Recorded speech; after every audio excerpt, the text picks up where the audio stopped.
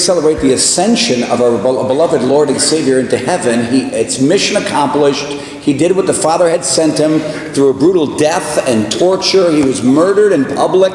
It was awful. His mother stood in there the whole time as his rock, faithfully, hopefully praying.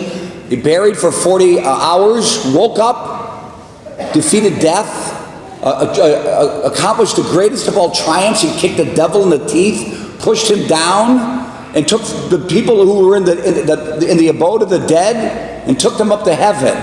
It is a supreme reason to celebrate. We call it the already not yet. He has already ascended. We have not yet. But that reality has to be part of this moment. The reality of Christ triumphing over death, ascending into heaven, has to be, spiritually speaking, part of our reality, part of our now. We got to incorporate it into our thinking. We can't just be so overwhelmed by distractions and negativity and discouragement. So just recently, like 20 minutes ago, 15 minutes ago, I'm in the lunchroom, we call it the lunchroom, social hall, so community center, and I'm having a serious conversation with somebody. And I'm trying to greet people. Well, I don't know what look I have on my face, but it would be hard to feign like great to see you, considering the content of what was being discussed.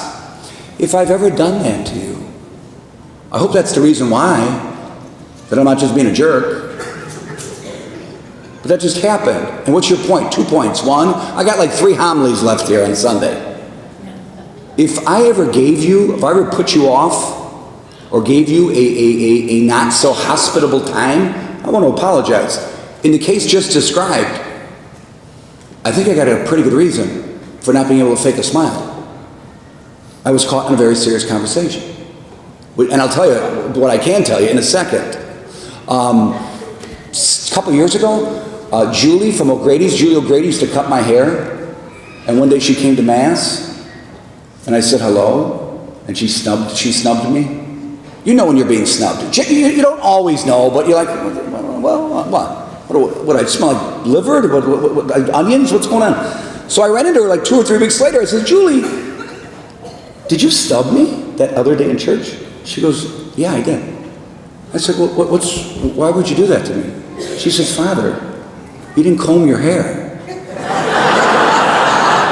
Everybody knows I cut your hair for free, and when you don't comb it, I don't know you. It's a true story. So now Jack cuts my hair, Joe's barber. Anyway, she's still a great barber. And sometimes it happens in the life. So whatever happened in the lunchroom, it had a good conclusion. Again, because Father Koutnik and I pray all good Christians bring hope and balance and perspective. What I started with saying should register on any problem, on any difficulty, on any addiction or other family problem, that as big as they may be, our God is bigger. Our God is bigger. I don't know what your particular problems are. There are serious ones. I would go right away to cancer, loss of a child, serious emotional trouble within marriage, children's welfare not being cared for. There's some pretty serious troubles and problems. Some are very superficial. Many are distracting and illusory. Many are caused by an unfortunate obsession with superficiality. I was joking with the deacon. We could joke a lot. He says, because where is Cubs Park? It's Addison. She's serving alone. Cubs Park is near Addison. That's how I remember the name. Now you know what goes on in my head. How do you know the server's name? Cubs Park is on Addison. That's how I know it. She's alone, and we're talking about how she's going to do everything. And he says to me before he gets up, he says, things are going pretty smooth. It's moving pretty quick. I go, yeah, time for a long homily. I will suffer, if you're visiting, I will suffer content every time for a lengthy homily. I'm willing to sacrifice that, just for me. Anyway, so there's a point somewhere. Oh, that was the point, I think. I said, Deacon, I'm glad people don't hear us talking sometimes. Because of all the things you and I are responsible for as Christians, as your priests, and you as Christians, we got to carry joy. We got to be people of joy. We really, really do. And there's a lot to be joyful for. Sometimes our minds, our brains, our habits of thinking our behavior patterns. They just keep pushing us back into the muck, into negativity. Look what they're wearing. Look, they showed up late. Blah, blah, blah. At least they genuflected. Good move. She could take it, by the way.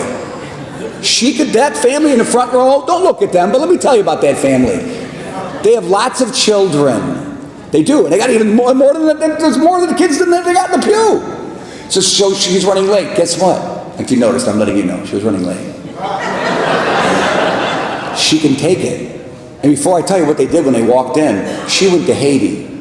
She went on a trip to Haiti and she got back. I'll never forget this story. Charlene, I'll never forget this story. We're standing outside here and we're talking, and again, someone not paying attention to me. She's looking over my shoulder. I said, you just got back from Haiti. I thought, you look at me. I go, what are you looking at? She said, the curb. They don't have them in Haiti. Ah. Yeah, you're laughing now, huh? No, I know you're laughing.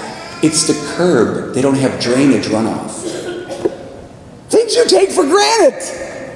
Things we take for granted. That's a pretty nice curb. I'm like, yeah, we're at Crystal Lake. It's pretty interesting. The water flows, it goes to the edge, it sits down. Yeah, does it run off? Anyway, so they came in a little late. So no one should really be late, unless you're Mikey the paramedic, who showed up late too, but you have an excuse, Mike. He's the tall guy in the back. And I want to inform the ushers if something happens. Sorry, all due respect, huge tangent, sorry, I'll get back to the kids. If something happens to me at church, if somebody falls down and faints, you got three choices. A doctor, a surgeon, or a paramedic. Who do you take? The paramedic! Every time. Why? What's a doctor going to do? Write me a prescription? What's the surgeon going to do? Operate? Give me the paramedic. I'm serious. Or emergency room nurse. And then we have to fight over those two. Who's got more clock time? Who's got more time on the thrombus thing? So what do? They're coming in, they're a little late. They genuflected. The boys genuflected. I'm like, yeah, all right. Good parents. Genuflect. So I got to move on. It's about joy. It's about joy. So yesterday at the Cathedral of St. Peter in Rockford, the bishop ordained 3 young men as priests and 1 man as a deacon. All 4 went to Boylan Catholic High School. Don't tell me Catholic schools don't make a difference. Don't tell me that. I think your schools are fine. You're in Crystal Lake. You got nice schools. Are they Catholic schools? I'm not going to go off on each school's problems. And I'm sure Marion's got some. I know they do. But not the same kind of problems. See, at St. Thomas Grammar School, you get the luxury of Father Jerome. And I can talk about, I haven't gotten a letter in 6 years. And I talk like I'm talking to you. I'm surprised one of those parents who doesn't go to church or just sends their kids for the education didn't pick up the phone. Well, maybe they did. And it never got back to me. So there's something about Catholic education you should really consider, especially holding a little baby like you are, while you still have choices. All things being equal, seriously, I'm very sincere. I only got a couple homilies left, I might as well get it all out. All things being equal, send your kids to Catholic schools. Why? Because Jesus Christ is the invisible force that leads us to our formation and unites all different kinds of knowledge. Whether it's science or art or math or gymnastics, whatever it may be, it's united by one middle principle. Jesus Christ is the center of the universe. So I left there, and the bishop gave an awesome homily when he said, God predestined these men for ordination. They chose to accept. Who am I to keep them waiting? And he went and ordained them. And I had to race, because I had a wedding at 1:30. So I actually laid hands on their head, flipped off the garments, did the Batman thing, ran with this on to the car, and I'm thinking to myself, and I apologize for this, don't speed. I'm not saying I sped. I'm not saying that. It's not what I'm saying. I'm saying I was dressed like this, driving, thinking, what would the encounter be like with the police officer? I'm serious. Well, how would that conversation go? Can I see your driver's license and proof of insurance? Are you going somewhere? Going to a wedding, officer. I mean, what are you doing? You're kind of holding me up here. Anyway, I didn't get stopped. So I go to the wedding. Michael, what's his name? Who did I marry yesterday? Michael, what's his name? Garrick. Mary Garrick married Matthew DiCicco. What a name, huh? Who doesn't want a kid like Matthew DeChico in their family, eh? I've never seen a groom in 20 years as a priest so in love, so happy. I stopped at the organist, who was it? Was it Mary Ann? And Julie was here. I said, look at his heart. They started playing the wedding song, and he's standing right there.